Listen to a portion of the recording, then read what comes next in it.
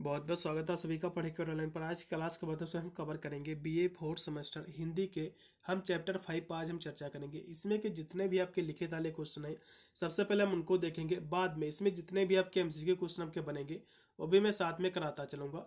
तो आज की क्लास के माध्यम से हमारा चैप्टर 5 है, इसी पर हम चर्चा करेंगे। इसकी सारी क्लासें मैंने जो है कवर कर रखी हैं, आप प्ले लिस्ट में जाकर इसकी सारी क्लास आप चैप्टर ले सकती हैं। इसकी जितनी भी क्लासें आपकी बची हुई हैं बहुत ही शीघ्र, या फिर कह सकते हैं एक ही वीक में सारी मैं इसका पूरा का पूरा सिलेबस कंप्लीट करा रहा हूँ। यदि मेरा वीडियो जो है बाद में देख रहे हो तो आपको जाना है प्ले लिस्ट में बीए फोर्थ सेमेस्टर हिंदी वाली, आ जाकर इसकी सारी चैप्टर्स क्लासें ले सकते हैं। या फिर बहुत सारे विश्वविद्यालय के पेपर भी मैंने सॉल्व कराया है, उसको भी आप जाकर देख सकते हैं, चलेगा। आज की क्लास के माध्यम से हम इसी के जो है यूनिट हम 5 पर चर्चा करेंगे। बी इसमें आपको पढ़ना है जो कि बीए आपका जो है फोर्थ सेमेस्टर जो कि हिंदी है, हिंदी का आपका पेपर जो है हिंदी अनुवाद आपका, चाहे हिंदी आपके लिटरेचर आपके जो है यूनिवर्सिटी में लगती हो, या फिर जो है हिंदी जो है अनुवाद, क्योंकि आपको पढ़ना हिंदी अनुवाद ही रहेगा। तो इसलिए जो है क्वेश्चन आपके यही बनेंगे सभी विश्वविद्यालय में। तो इसमें जो आपको पढ़ना है, पारिभाषिक शब्दावली किसे कहते हैं, इसका जो है क्या अर्थ है, इसका कैसे तात्पर्य, इसके लक्षण क्या है, और सामान्य शब्द और पारिभाषिक शब्दों के अनुवाद में क्या भूमिका है ये समझेंगे। पारिभाषिक शब्द के निर्माण के सिद्धांत, इसकी प्रक्रिया, ये सब कुछ इसके बारे में समझेंगे। तो पारिभाषिक शब्द क्या होती है इसके बारे में मैंने आपको फर्स्ट यूनिट में भी आपको समझाया था। पारिभाषिक शब्द वे शब्द होते हैं जो विशेष क्षेत्र में जो प्रयुक्त होते हैं। किसमें भैया? विशेष क्षेत्र में जो प्रयुक्त होते हैं। इनकी बहुत ही सुंदर से एक जो परिभाषा डॉक्टर रघुवीर जी ने दिया था कि जिन शब्दों की सीमाएं बांध दी जाती हैं वे क्या होते हैं भैया? पारिभाषिक शब्द कहलाते हैं। जैसे कि चार लोग जो है, चार या फिर चार से अधिक लोग जब डाका डालने लगेंगे तो उसको डकैती कहते हैं, ठीक है। यानी जिन शब्दों की सीमाएं बांध दी जाती हैं पारिभाषिक शब्द कहलाते हैं। इतनी परिभाषा आपको तैयार कर लेना है। और सामान्य शब्द कौन से होते हैं? सामान्य शब्द जैसे कि जो बोलचाल के शब्द होते हैं वे होते हैं, ठीक है। और पारिभाषिक शब्द के कुछ प्रमुख लक्षण होते हैं, जैसे कि इसमें जो है अभी थार्थ जो है प्रयोग, इसमें विषय संक्षेपता, अर्थ भेद करता, अर्थ की जो है सूक्ष्मता, और जो है आदि जो है अर्थ जो है रूढ़ता, ये सभी इसके जो है प्रमुख लक्षण है।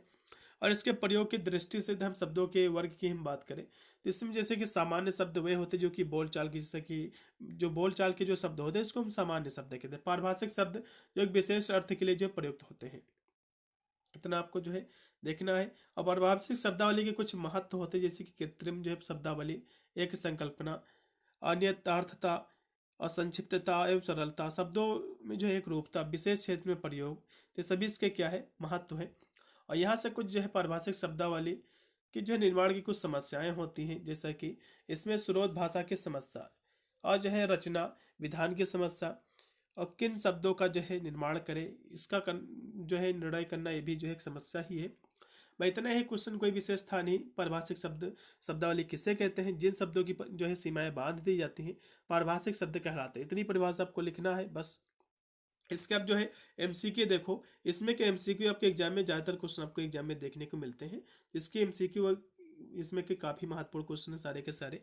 पहला क्वेश्चन आपका दिया हुआ है कि पारिभाषिक शब्दावली में जो बंधन रहता है, तो किसका बंधन रहता है? तो शब्दों का, क्योंकि पारिभाषिक शब्दावली वे शब्द होते हैं जिनकी सीमाएं बांध जाती हैं, यानी शब्दों की इसमें सीमाएं बांध दी जाती हैं, तभी तो पारिभाषिक शब्द होते हैं। इसमें शब्दों की जो है सीमाएं बांध दी जाती हैं, उन्हीं में बंधन होता है।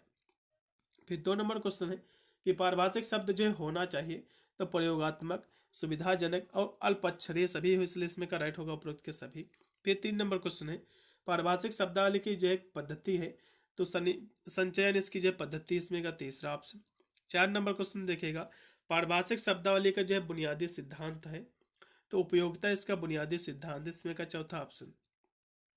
फिर 5 नंबर क्वेश्चन है पारिभाषिक शब्दावली में जो है अनिवार्य है, पारिभाषिक शब्दावली में क्या अनिवार्य है? तो सरलता, एक रूपता, ये सभी अनिवार्य से इसमें का होगा चौथा ऑप्शन उपरोक्त के सभी। फिर आपका 6 नंबर क्वेश्चन है एजेंसी का जो है हिंदी रूपांतरण क्या आपको बताना। एजेंसी, एजेंसी का मतलब होता है अभिकरण, ठीक है। इसमें का राइट होगा आपका दूसरा ऑप्शन। फिर 7 नंबर क्वेश्चन देखेगा आपके अगले एग्जाम में जो फंसा था पिछले साल, ये क्वेश्चन आया था एक्सिस का जो हिंदी रूपांतरण क्या है? तो अच्छ होता है, ठीक है, एक्सिस। फिर आपका है 8 नंबर क्वेश्चन है कि माइनर का जो है कौन सा पारिभाषिक अर्थ जो है सही नहीं है, आपको बताना है। तो मामूली इसका अर्थ नहीं है, चलेगा। फिर देखिएगा जो कि 9 नंबर क्वेश्चन है कि प्रशासनिक शब्द सर्कुलर, ठीक है। सर्कुलर का हिंदी रूपांतरण क्या है? तो इसका मतलब होता है परिपत्र होता है। यह क्वेश्चन आपके एग्जाम में फंसेगा, इसकी मैं 100% की गारंटी भी ले रहा हूँ। अगला क्वेश्चन देखो, जो कि 10 नंबर क्वेश्चन आपके स्क्रीन पे आ चुका है। एफिडेविट, एफिडेविट का शब्द का जो है इसका अर्थ क्या होता है? तो जो है इसका मतलब होता है शपथ पत्र होता है, इसमें का चौथा ऑप्शन। फिर 11 नंबर क्वेश्चन है कि वित्त जो है किस अंग्रेजी शब्द का जो है हिंदी रूपांतरण आपको बताना है। तो वित्त का मतलब होता है फाइनेंस, इसको इंग्लिश में फाइनेंस कहते हैं। फिर 12 नंबर क्वेश्चन देखेगा कि संप्रति किस जो है शब्द का हिंदी रूपांतरण है। तो ग्राफिक्स का है।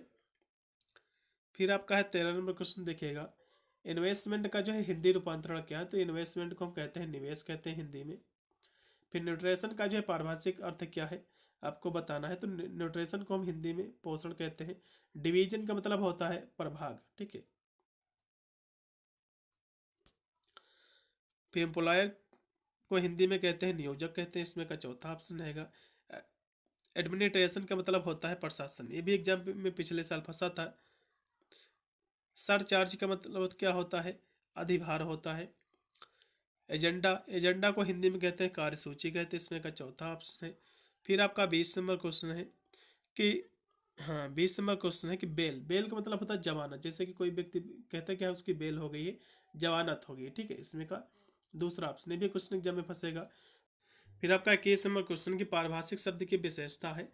तो पारिभाषिक शब्द का जो अर्थ होता है सुनिर्धारित होता है, इसकी पहले ये विशेषता हो गई है। और दूसरी विशेषता है पारिभाषिक शब्द का अर्थ जो सुनिर्धारित नहीं होता, तो ये गलत है। केवल ऊपर की विशेषता एक है और सभी इसमें क्या गलत होंगी। फिर 22 नंबर क्वेश्चन देखेगा कि भारतीय अनुवाद जो है परिषद का ये कहाँ स्थित है। तो जो है नई दिल्ली में स्थित है, इसका राइट होगा चौथा ऑप्शन।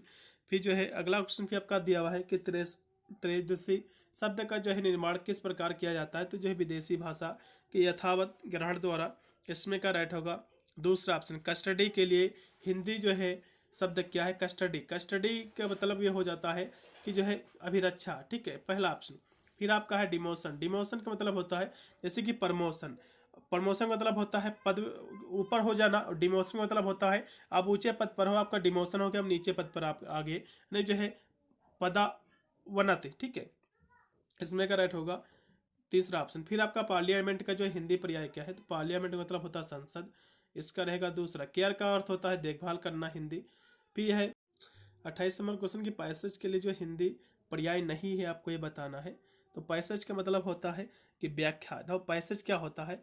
पैसेज आपका व्याख्या होता है, उदाहरण भी होता है, मार्ग भी होता है, लेकिन किराया नहीं होता है, ठीक है। इसलिए तीसरा ऑप्शन। फिर आपका है मैनुअल, मैनुअल का हिंदी जो है पर्याय नहीं है। तो मैनुअल का मतलब होता है शारीरिक पुस्तक और जो है नियम पुस्तक, तो इसमें प्रायोगिक नहीं होता है, इसलिए इसमें का होगा चौथा ऑप्शन। फिर आपका है लिमिट का हिंदी पर्याय नहीं है। तो लिमिट का मतलब होता है हद, मर्यादा और सीमा, ये सब इसकी जो है लिमिट की क्या है? ये सब है इसके पर्यायवाची, लेकिन ढलान इसकी कोई भी पर्यायवाची नहीं, इसलिए इसमें का होगा चौथा ऑप्शन। फिर आपका है असेंबल का हिंदी पर्याय नहीं है। असेंबल का मतलब होता है क्या होता है? जोड़ना और जो है जुटाना और जो है इकट्ठा करना, ये सभी क्या है? असेंबल के पर्यायवाची हैं, लेकिन ऊंचे नीचे करना ये कोई भी इसकी पर्यायवाची नहीं, इसलिए तीसरा ऑप्शन। डॉक्यूमेंट का सही अर्थ क्या होता है? तो दस्तावेज होता है। टैली का जो है सही अर्थ क्या है? तुम जो है मिलान करना होता है।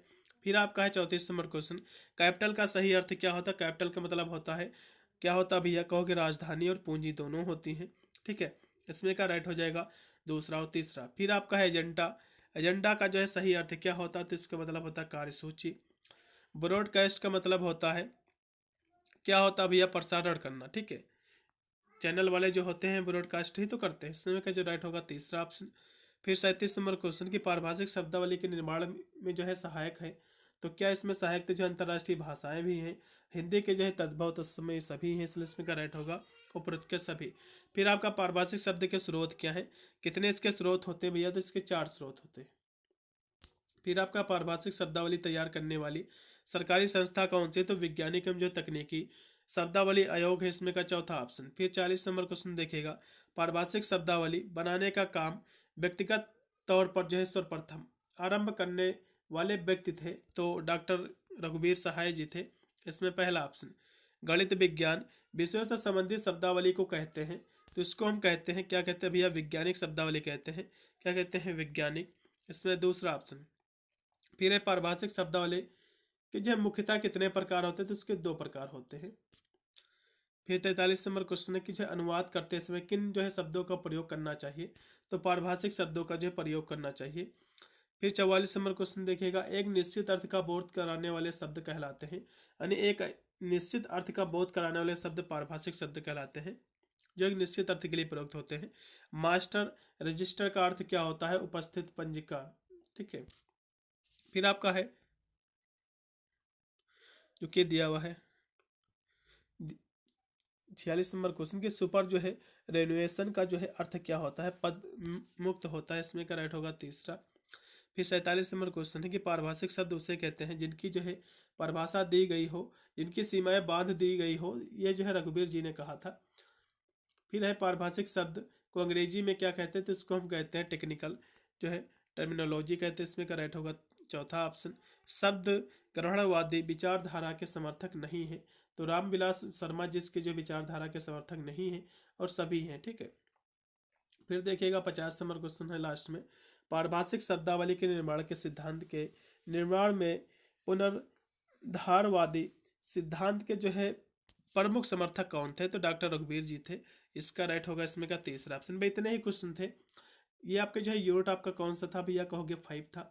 इसका जो यूनिट आपका जो बचा हुआ है 6, आपका 7 और आपका 8, केवल आपके 3 आपके चैप्टर आपके बच रहे हैं, वो भी बहुत ही शीघ्र क्लास से आ जाएंगे। 2 दिन में ये भी क्लास से कंप्लीट समझ लो हो गई हैं, और जितने चैप्टर वो भी क्लास से मुझे करवाना है, इसलिए मैं बहुत ही तेज़ी से सारी क्लास से करा रहा हूँ। वीडियो को ज़्यादा से ज़्यादा शेयर कर देना और जाकर प्ले लिस्ट में सारी क्लास आपको वॉच कर लेना है।